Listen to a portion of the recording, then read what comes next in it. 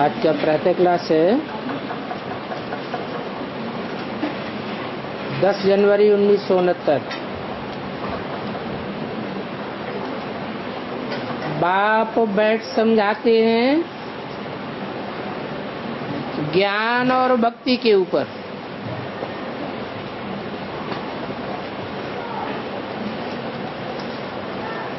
समझाने वाला निराकार आत्माओं का निराकार बाप है, और कोई तन में बैठ समझाते हैं ज्ञान और भक्ति के ऊपर समझाते हैं।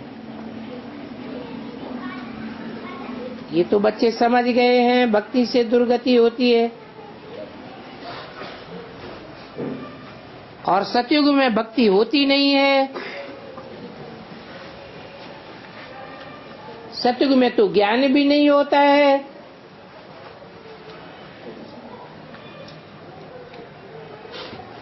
न कृष्ण भक्ति करते हैं और न ज्ञान की मुरली बजाते हैं। मुरली माना ही ज्ञान देना। गायन भी है मुरली में जादू, तो जरूर कोई जादू होगा ना। सिर्फ मुरली बजाना वो तो कॉमन बात हो गई, और वो मुरली तो फकीर लोग भी बजाते रहते हैं।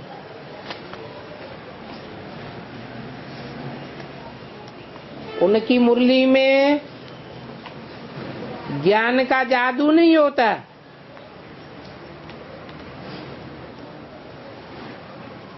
इसमें तो ज्ञान का जादू है। अज्ञान को तो जादू नहीं कहेंगे, मुरली को ही जादू कहते हैं। परंतु मनुष्य समझते हैं कृष्ण मुरली बजाता था।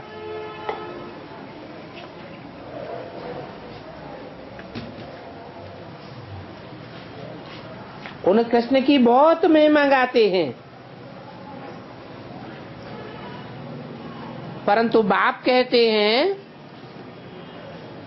कि कृष्ण तो 16 कला संपूर्ण देवता था।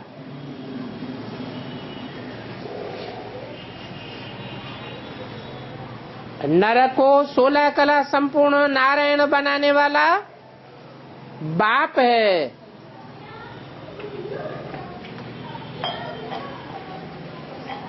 बाप को देवता नहीं कहा जाता, वो तो मनुष्य को देवता बनाने वाला है।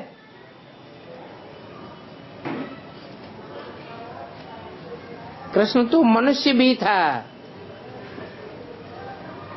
क्योंकि मनुष्य से देवता बना, और देवता से फिर सुख भोगते भोगते नीचे उतरते उतरते मनुष्य बना। ये होता ही रहता है, ऊपर से नीचे उतरना, फिर बाप आकर के चढ़ाते हैं।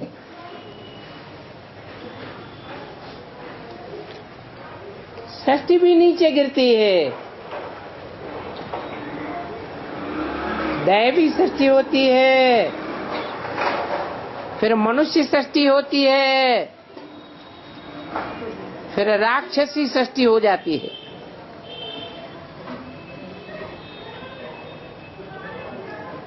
और मनुष्य से देवता बनते हो ज्ञान से।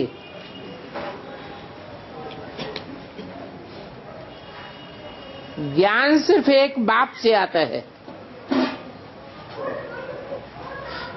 बाकी तो सब मनुष्य अज्ञान ही सुनाते हैं।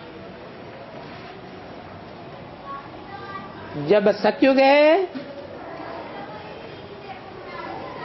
तो वहां वो ज्ञान का वर्षा है, ज्ञान नहीं होता है, और वहां भक्ति भी नहीं होती है। भक्ति तो होती है द्वापर युग से। द्वापर से पहले कोई का मन भागता नहीं है। देवताएं तो आत्मिक स्थिति में स्थिर रहते हैं, मन के भावने का सवाल ही पैदा नहीं होता। जब द्वैतवादी युग आता है और धर्म आते हैं, दूसरे धर्म आते हैं,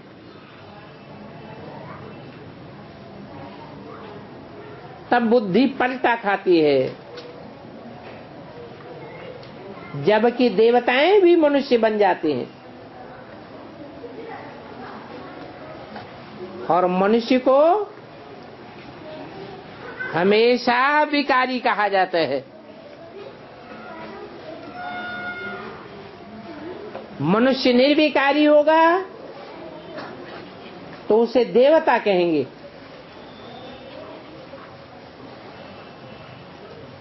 देवताओं को ही निर्विकारी कहा जाता है। देवताओं की सृष्टि को पवित्र दुनिया कहा जाता है। अभी तुम मनुष्य से देवता बन रहे हो। मनुष्य में ज्ञान नहीं है तो मनुष्य कहा जाता है।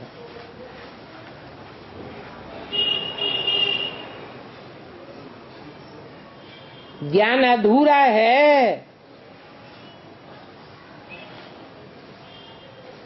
परिपक्व स्टेज में ज्ञान नहीं आया है।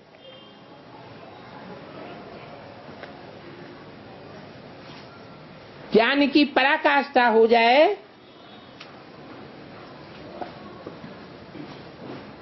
तो मननात् मनुष्य है।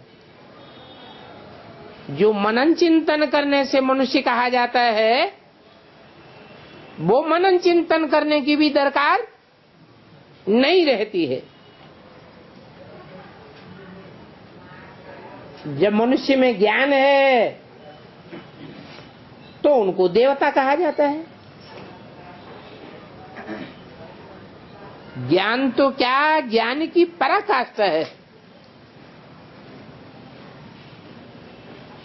अब ज्ञान किसको कहा जाता है? एक तो पहचान और फिर सृष्टि के आदि मध्य अंत का ज्ञान। भक्त लोग इस बात को नहीं जानते हैं।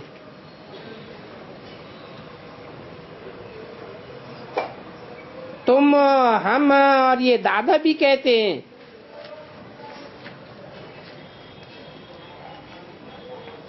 हम तुम में ज्ञान नहीं था। ज्ञान से तो सद्गति होती है।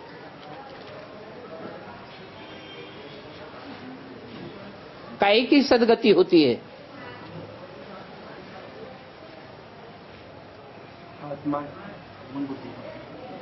शरीर की तो सद्गति नहीं कहेंगे। पहले शरीर तो जड़ है। ज्ञान तो चैतन्य मनुष्यों के समझने का काम। तो ज्ञान से सद्गति होती है बुद्धि की। मन बुद्धि को ही आत्मा कहा जाता है। मन बुद्धि में जो भी संकल्प चलेंगे वो ज्ञान युक्त संकल्प चलेंगे। अज्ञानियों माफिक संकल्प नहीं चलेंगे।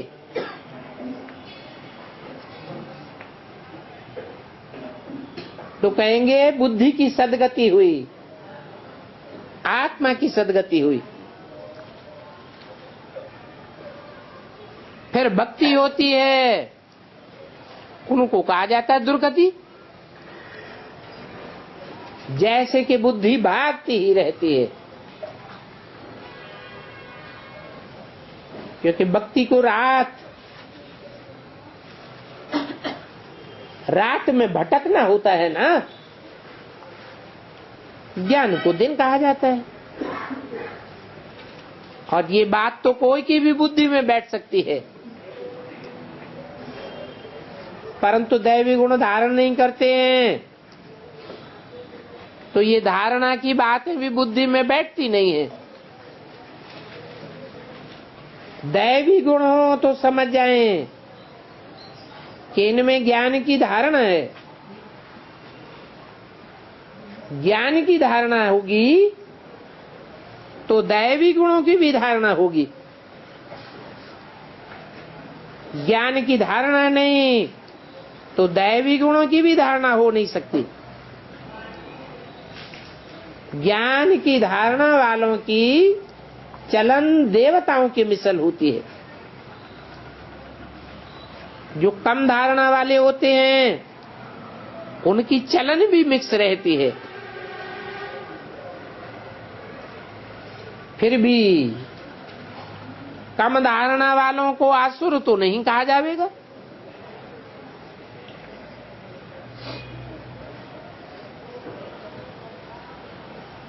कहेंगे ये बच्चे दैवी गुणों वाले हैं, धारणा नहीं है, तो गोया हमारे बच्चे नहीं हैं। बच्चे बाप को नहीं जानते हैं तो बाप भी बच्चों को नहीं मानते हैं।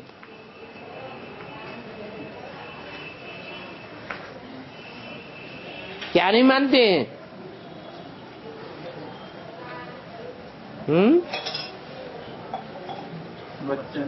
बच्चा नहीं मानते हैं अपना। क्यों? 500-700 करोड़ मनुष्य आत्माएं, वो बाप के बच्चे नहीं हैं। हाँ, रूहानी बाप के बच्चे रूह नहीं है। रूह तो है, परंतु वो अपन को रूह मानते भी नहीं, जानते भी नहीं। तो बाप भी कहते हैं मैं इनको अपना बच्चा नहीं मानता। कितनी कच्ची कच्ची गालियां देते हैं।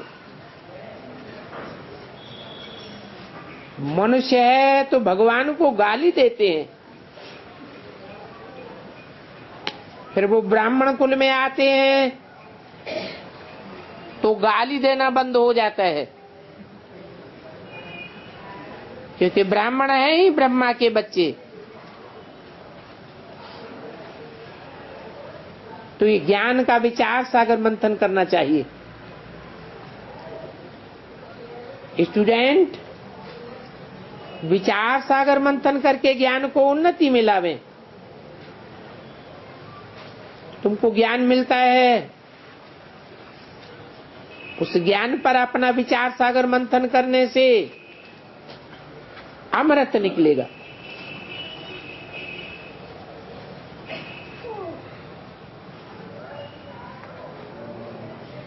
खाया हुआ जुगाली करती है गाय तो रस बनता है, उस रस से फिर खून बनता है। तुम्हारा संकल्पों का खून है। विचार सागर मंथन नहीं करेंगे तो फिर बाकी क्या मंथन होगा? जड़ सागर की बात नहीं है, ज्ञान सागर की बातों का मंथन करना है। आसुरी विचार उनसे तो किचड़ा ही निकलेगा। अभी तुम ईश्वरीय स्टूडेंट हो,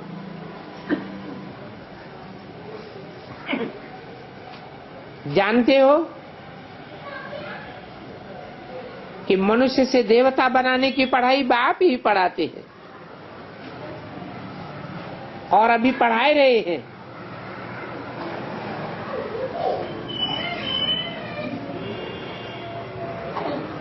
ये पढ़ाई कोई देवता नहीं पढ़ाते हैं। कोई भी देवताओं को कभी भी ज्ञान का सागर नहीं कहा जाएगा।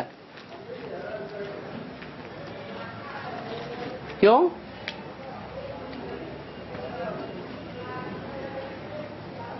क्यों नहीं कहा जाएगा? चलो नदियों को न कहो, तालाबों को न कहो, मानसरोवर को भी न कहो,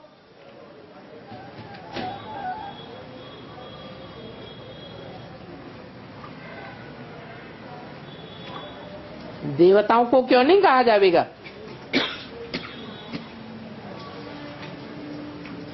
देवताओं में नारायण भी तो है, उसकी तो कहीं कब कोई गिलानी नहीं सुनी होगी। उन नारायण को सागर क्यों नहीं कहा जाएगा?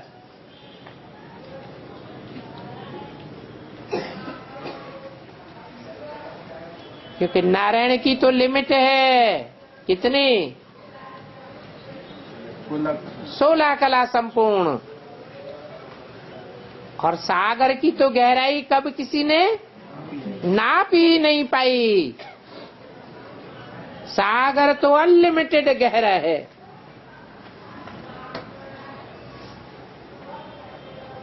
तो ज्ञान का सागर एक बाप को ही कहा जाता है।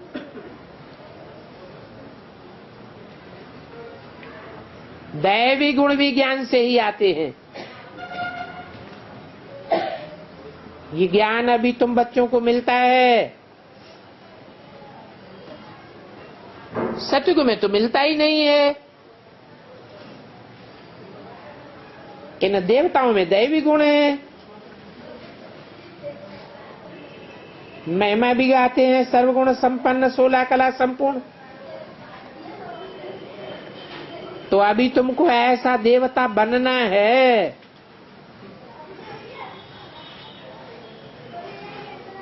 कोई बना नहीं है। अपन से पूछना चाहिए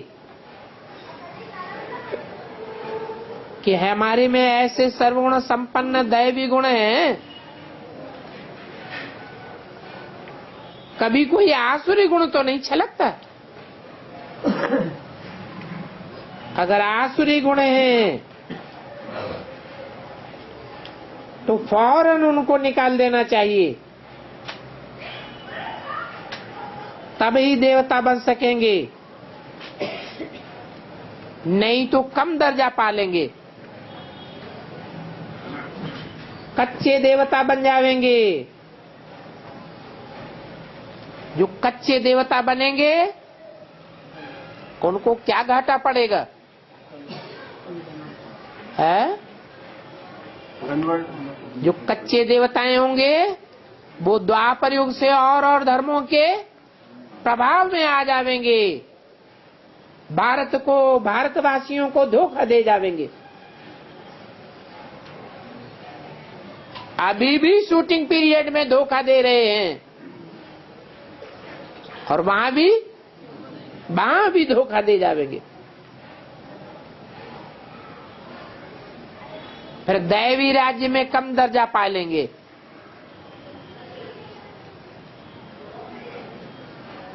अभी तुम दैवी गुण धारण करते हो तो बहुत अच्छी अच्छी बातें सुनाते हो। इसको कहा जाता है पुरुषोत्तम संगम युग। जबकि तुम पुरुषोत्तम बन रहे हो,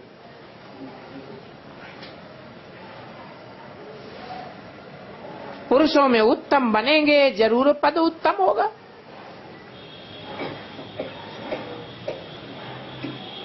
तो तुम्हारा वातावरण भी बहुत अच्छा होना चाहिए।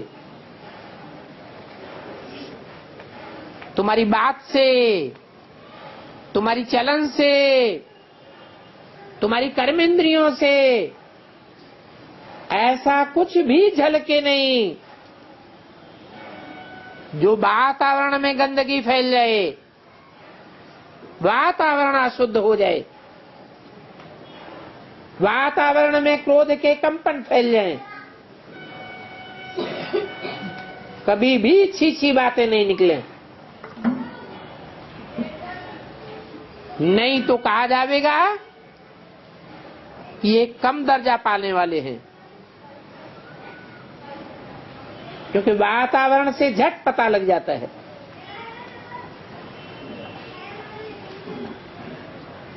मुख से वचन ही दुख देने वाले निकल पड़ते हैं।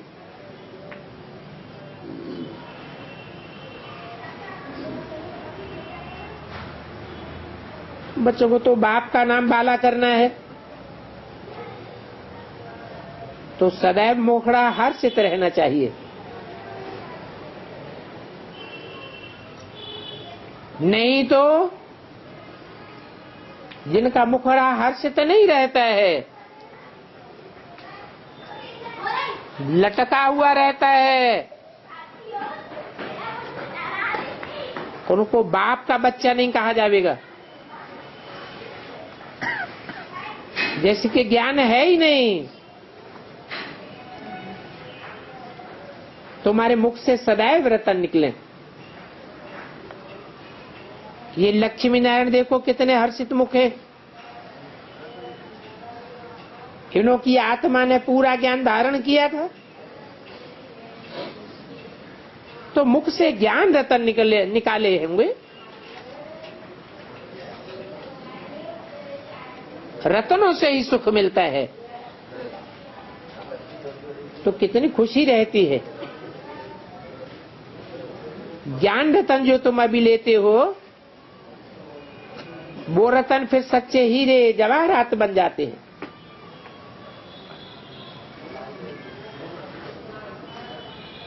अर्थात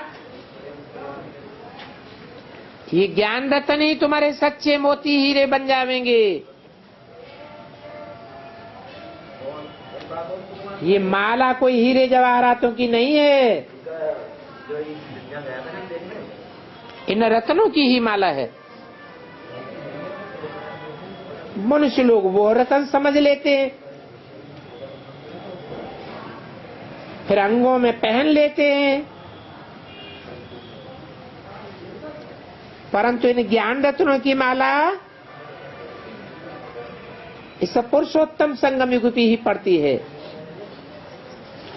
और ये रतन तुमको 21 जन्म के लिए माला माल बनाए देते हैं। ये ऐसे रतन तुमको मिलते हैं जो तुमसे कोई लूट नहीं सकता है। 10 जनवरी 69 की वाणी का दूसरा पेज। यहां तुम वो हीरे जवाहरात नहीं पहनते हो,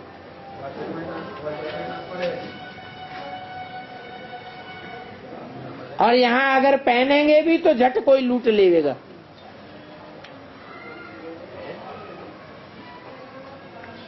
तो अपन को बहुत समझदार बनाना है। बेसमझ हैं तो फिर पहनते रहते हैं। आसुरी गुणों को निकालना है। आसुरी गुण धारण करने वालों की शिकल ही ऐसी हो जाती है। क्रोध में लाल लाल तांबे जैसी शिकल वाली बन जाती है। ये तो क्रोध विकार की बात है। काम विकार तो काला ही बनाई देता है। जैसे कृष्ण को राम को काला दिखाया है,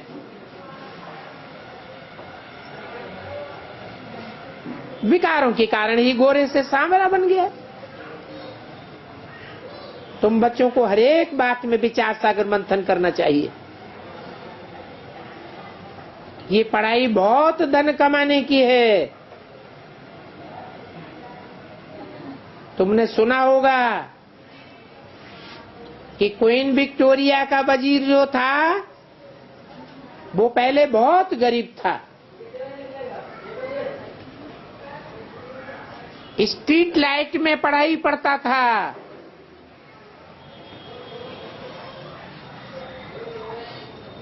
घर में दीवा जगाकर पढ़ता था,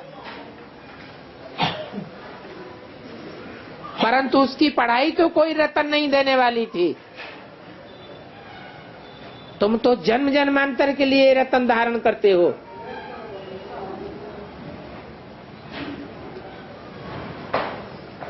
तुम तो नॉलेज पढ़ करके जन्म जन्मांतर के लिए पूरी पोजीशन पा लेते हो।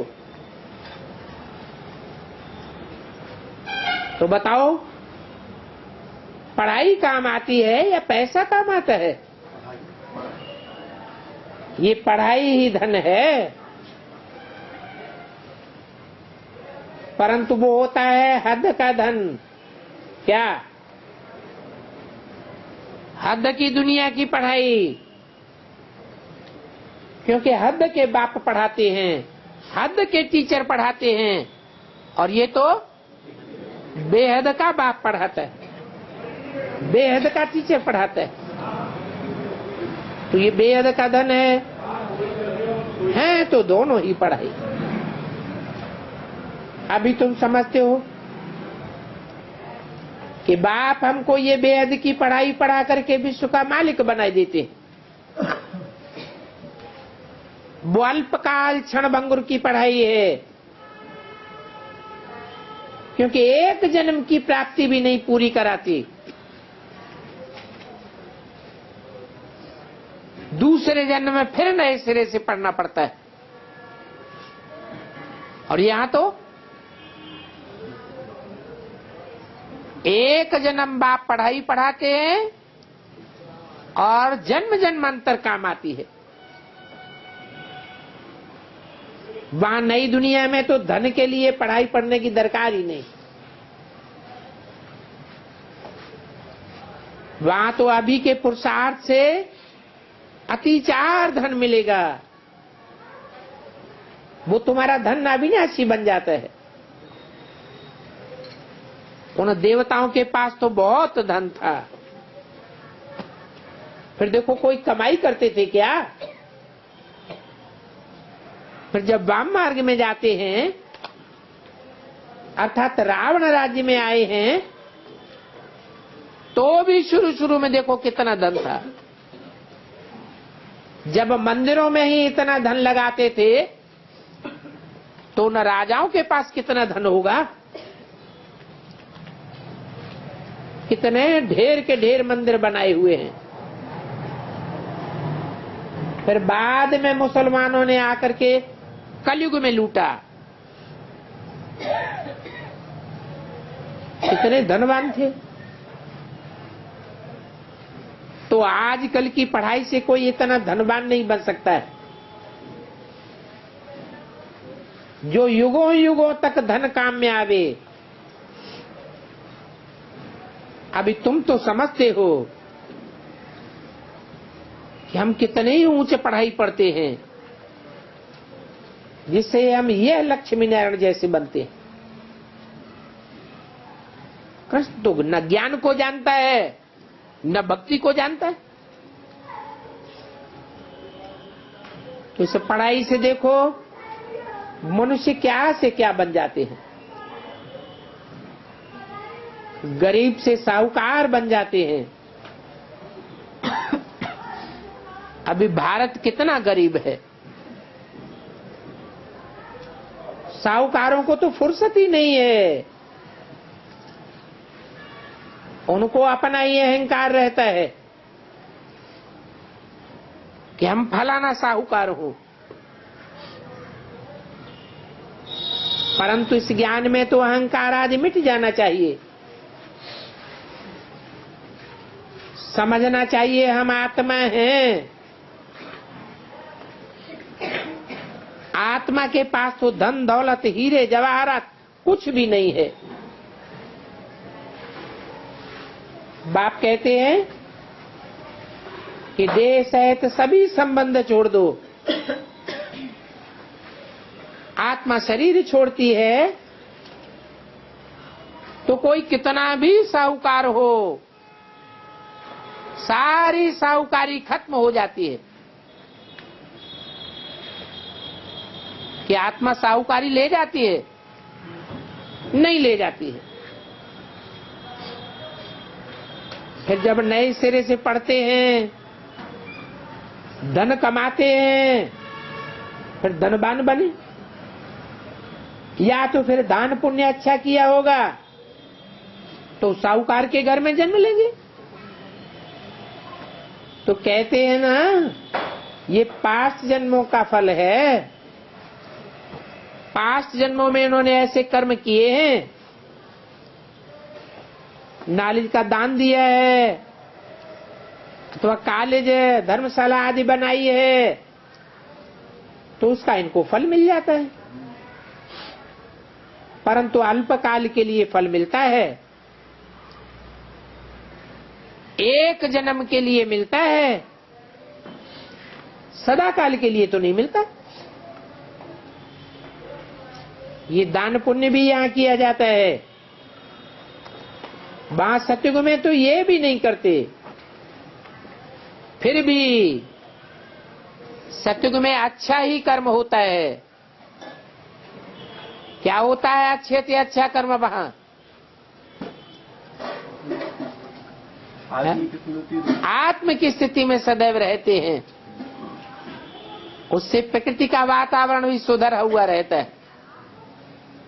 प्रकृति सारी की सारी सतो प्रधान बनकर रहती है।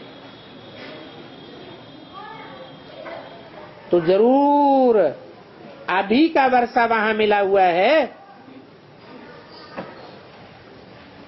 वहां तुम्हारी कर्मेंद्रियों से कोई भी विकर्म नहीं बनेगा, क्योंकि वहां रावण ही नहीं है, वहां देवभान ही नहीं है। देवभान से ही सारे पाप बनते हैं, देवभान से ही विकार आते हैं।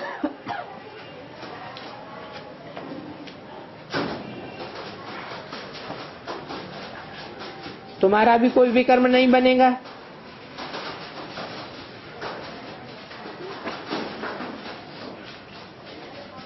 गरीबों का भी नहीं बनेगा। यहां तो साहूकारों के भी विकर्म बनते हैं, तब तो बीमारी आदि में दुखी होते हैं,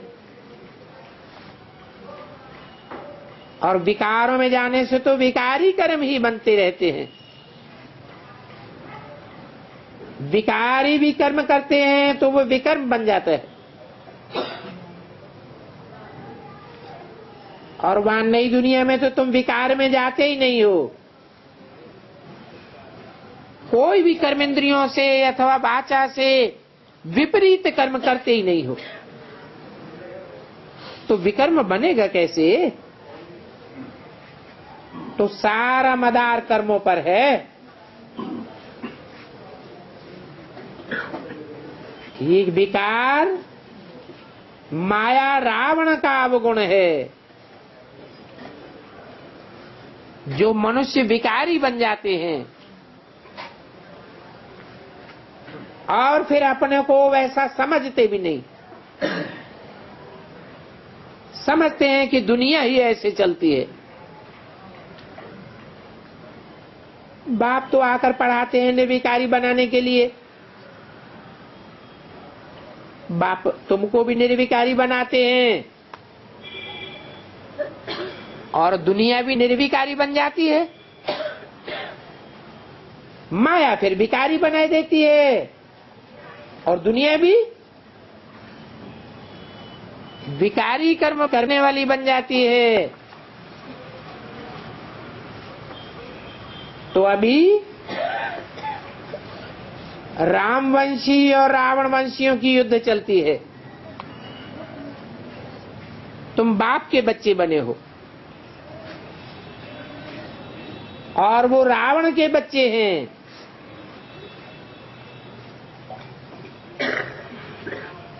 कितने अच्छे अच्छे बच्चे माया से हार खा लेते।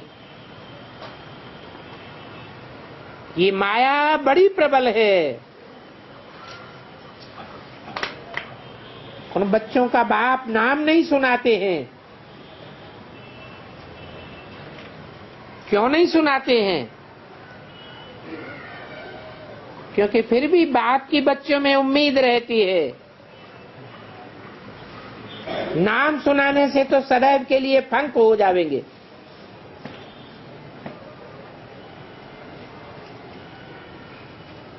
अधम से अधम का भी उद्धार करना होता है, और बाप को तो सारे विश्व का उद्धार करना होता है। बहुत गिरते हैं, गिरते गिरते एकदम चट खाते में चले जाते हैं। अच्छे अच्छे सेंटर्स के हेड होकर रहते हुए भी अधम से अधम गति में चले जाते हैं। ऐसों का भी बाप को उद्धार करना पड़ता है। और अधम तो सभी हैं, क्योंकि रावण के राज्य में हैं, परंतु बाप बचाते हैं, फिर गिरते हैं।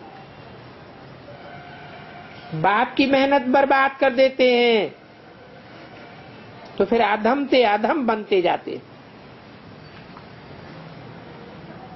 उनका फिर चढ़ना नहीं होता है, क्योंकि वो अधम पिना अधम पना फिर अंदर खाता रहेगा।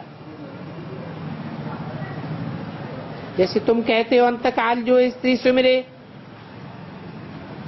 तो उनकी बुद्धि में भी वो अधमपना ही याद आता रहेगा। तो बाप बैठ बच्चों को समझाते हैं,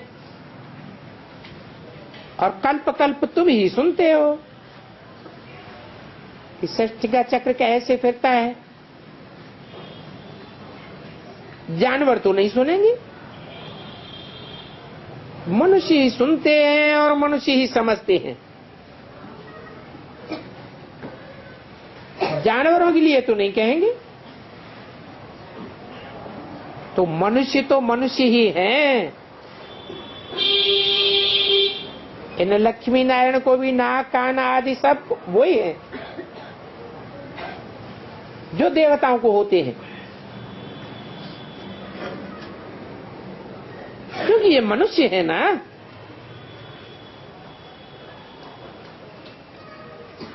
परंतु देवताओं को दैवी गुण है, इसलिए उनको देवता कहा जाता है। तो ये ऐसे सुधरे हुए देवता कैसे बनते हैं और फिर कैसे गिरते हैं, ये चक्र तुमको मालूम पड़ गया। जो विचार सागर मंथन करते रहेंगे उनको इन बातों की धारणा होती रहेगी। विचार सागर मंथन नहीं करते हैं, अपने ही धंधे धोरी में बुद्धि अड़ी रहती है, तो बुद्धू बन जाते हैं।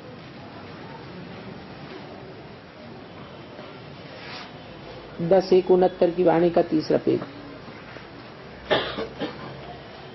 जो मुरली चलाने वाले हैं उनका विचार सागर मंथन तो जरूर चलता रहेगा, बुद्धि में आता रहेगा। इस पॉइंट पर ये बात समझानी है, इस टॉपिक पर ये बात ऐसे ऐसे समझानी है। ऑटोमेटिकली विचार सागर मंथन चलता है, बुद्धि में आता है। फलाने फलाने लोग समझने के लिए आने वाले हैं, विचारों में ज्ञान तो है नहीं, तो उन्हों को भी ये पॉइंट दे करके उल्लास में लावेंगे। हो सकता है कोई कुछ समझ जावे, उनके भाग्य में होगा तो जरूर समझेंगे। कोई तो झट निश्चयवान बन जाते हैं, कोई तो नहीं बनते हैं, परंतु फिर भी उम्मीद रखी जाती है कि अभी नहीं समझेंगे, आते रहेंगे तो जरूर आगे चल करके समझ जाएंगे। तो तुम बच्चों को भी उम्मीद रखनी चाहिए। कोई में उम्मीद रखना ही ये साबित करता है कि जैसे सर्विस का शौक है, थकने वाले नहीं है। बल कोई चढ़ करके फिर आदम बन जाते हैं, फिर भी आते हैं तो जरूर उनको विजिट रूम में बिठावेंगे। ये थोड़े ही कहेंगे कि तुम चले जाओ।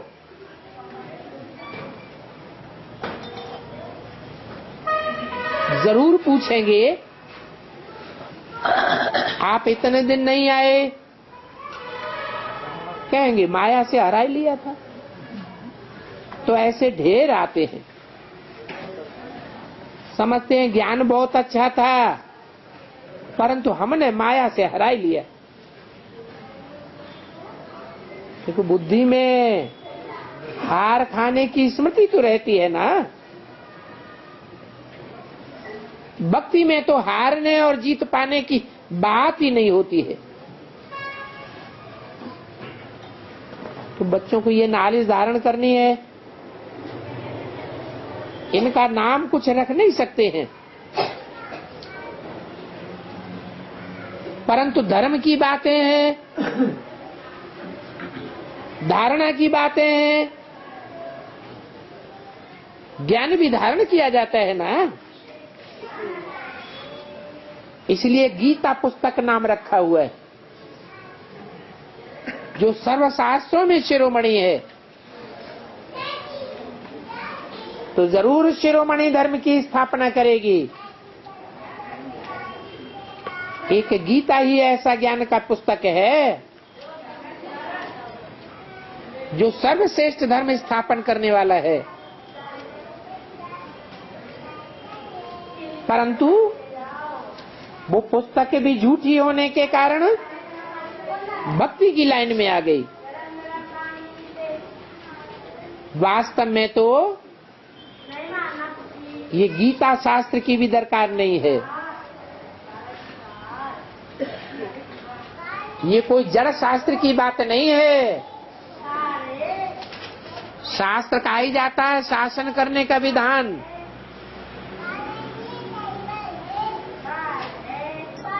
और विधान रचने वाला कौन है?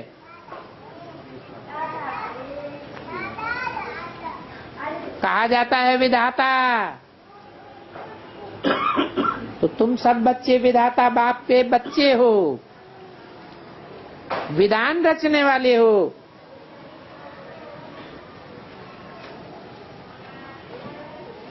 तो यहाँ झूठी गीता का काम नहीं है।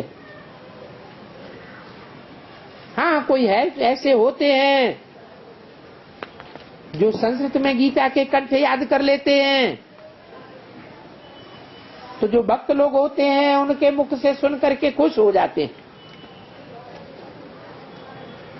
खुश होते हैं तो कुछ पैसे आदि भी दे देते हैं। जानते हैं कि गीता है नंबर 1 शास्त्र, और गीता भक्ति मार्ग में भी ब्राह्मण लोग ही पढ़ते हैं।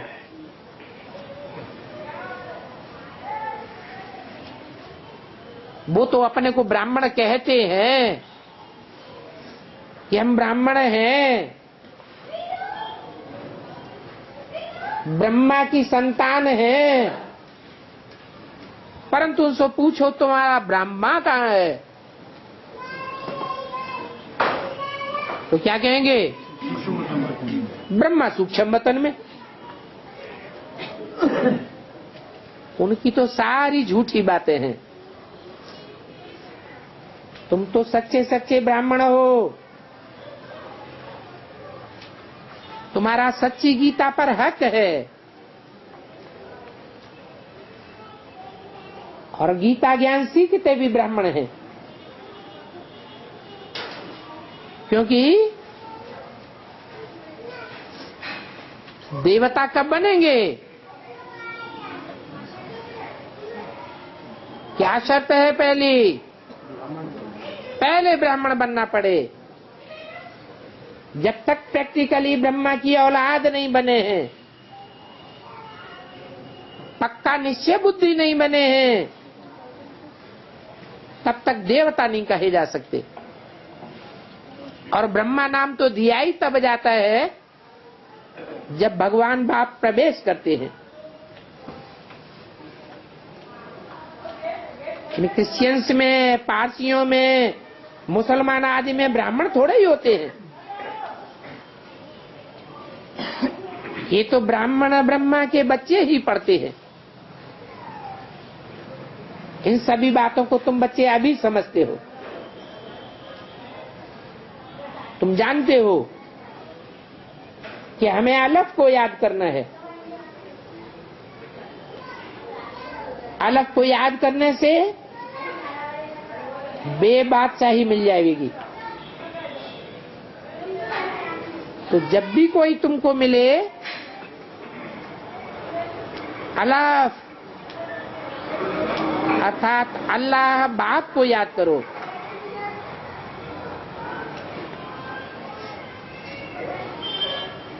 क्योंकि अलफ को ही ऊंचते ऊंच कहा जाता है। ऊंचते ऊंच और नीचते नीचे, ये कौन सी दुनिया के लिए कहा जाता है?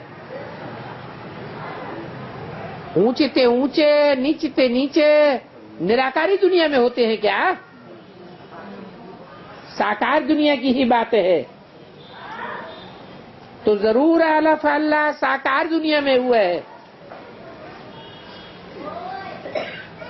भक्ति मार्ग में लोग उंगली से ऊपर की ओर इशारा करते हैं।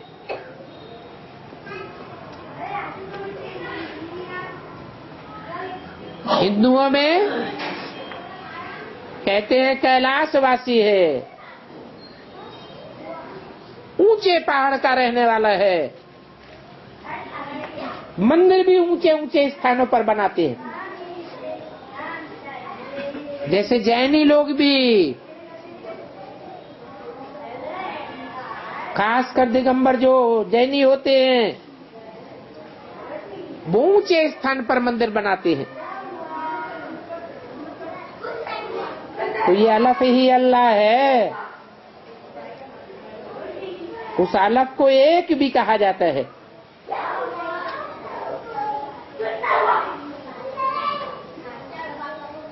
हिंदी में और अंग्रेजी में एक लिख दो तो उर्दू में क्या बन जाएगा? अलफ बन जाता है। तो एक ही भगवान है। कहते हैं गॉड इज वन। बाकी तो जरूर सब बच्चे ठहरे। और बाप तो सदैव अलफ रहते हैं।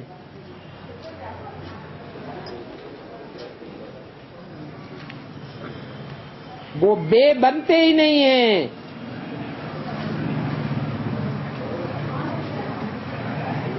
तो जो बे होता है वो ऐसे से आके फिर ऐसे मुड़ता है।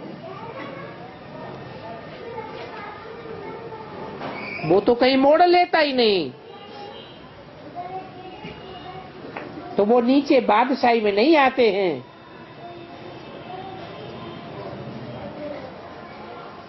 वो ज्ञान भी देते हैं और अपना बच्चा भी बनाते हैं। तो तुम बच्चों को कितनी खुशी होनी चाहिए कि ऐसा बाबा हमारी कितनी सेवा करते हैं, हमको विश्व का मालिक बनाते हैं। फिर देखो खुद उस पवित्र नई दुनिया में नहीं आते हैं और पावन दुनिया में उनको कोई बुलाते भी नहीं है। पतित ही उनको बुलाते हैं और पतित दुनिया में बुलाते हैं, पतित तन में आते हैं। अब बताओ मैं पावन दुनिया में आकर क्या करूंगा? तो इनका नाम ही है पतित पावन। तो पुरानी दुनिया को, पतित दुनिया को पावन दुनिया, नई दुनिया बनाना उनकी ड्यूटी हो जाती है। बाप का नाम ही है शिव, और तुम बच्चों को शालिग्राम कहा जाता है। क्यों कहा जाता है? शाली चावल को कहते हैं। चावल कैसे बनता है? छिलका उतरता है तो चावल बन जाता है। तो शिव बाप है छिलका उतारने वाला, कि देवभान का छिलका है ना, इसलिए उनकी पूजा भी होती है।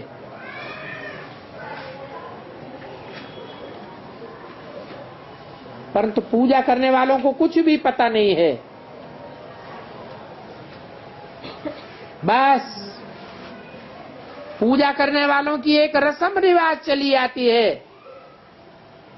तो मंदिर में जाकर के शिवलिंग की पूजा करते रहते हैं। समझते हैं पूजा होनी चाहिए, और देवियों के तो बहुत फर्स्ट क्लास हीरे मोतियों के महल बनाते हैं। कितनी धूमधाम से पूजा करते हैं।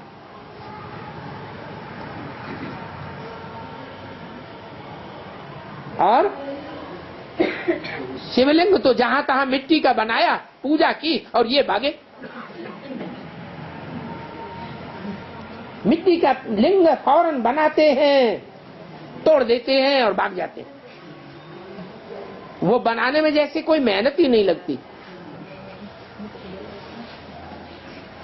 देवियों को बनाने में तो कितनी मेहनत लगती है। मूर्तियां आदि बनाने में कितना खर्चा करते हैं। वो तो मिट्टी का बनाया और तोड़ा। इन देवियों को सजाने में भी बड़ी मेहनत लगती है।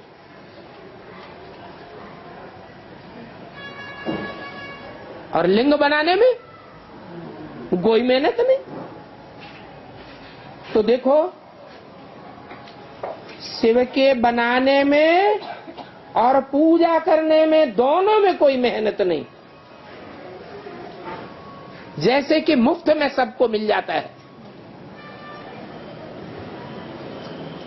इतना सस्ता माल है।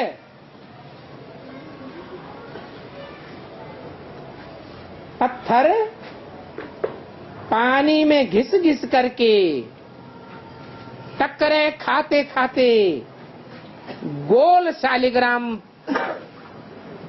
और लिंग बन जाता है। पूरा घिस घिस करके अंडा बना देते हैं। कहते भी हैं अंडे में सलात्म है। जो आत्मा ब्रह्म तत्व में रहती है, इसलिए उनको कहते हैं ब्रह्मांड। ये अंडों, आत्मा रूपी अंडों के रहने की जगह है। तुम ब्रह्मांड के भी मालिक बनते हो तो विश्व के भी मालिक बनते हो। तो पहले पहले समझानी देनी है बाप की। क्योंकि शिव को बाबा कह के सभी याद करते हैं। बाबा ग्रैंडफादर को कहा जाता है। ग्रैंडफादर अर्थात बाप का भी बाप। ब्रह्मा को भी बाबा कहते हैं।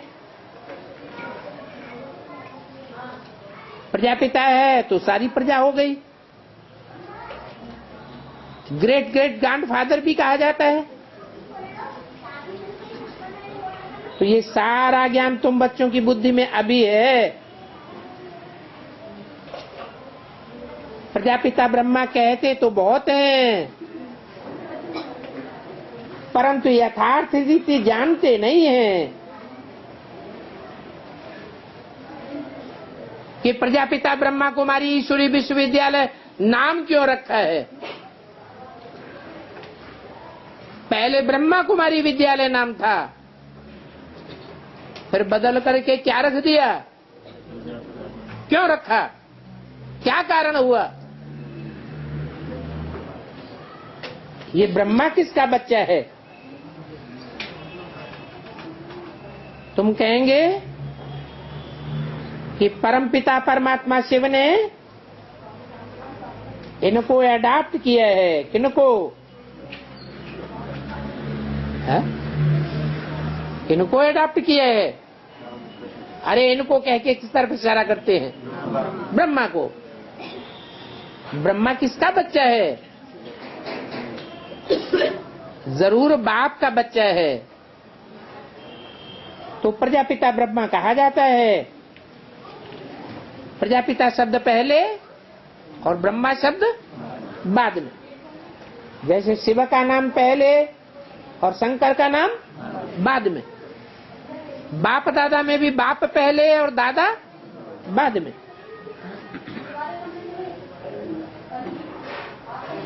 तो ये ब्रह्मा भी शरीरधारी है ना। ईश्वर की औलाद तो सभी आत्माएं हैं। फिर शरीर मिलता है तो प्रजापिता ब्रह्मा एडॉप्शन कहते हैं। वो एडॉप्शन नहीं है।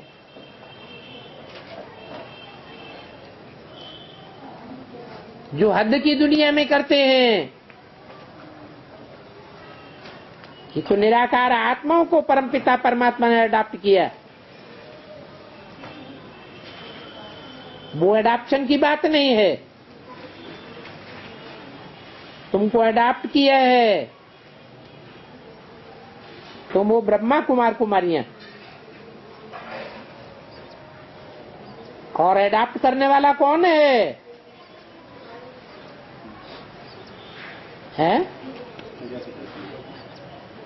अडॉप्ट शिव बाबा नहीं करते हैं। क्यों?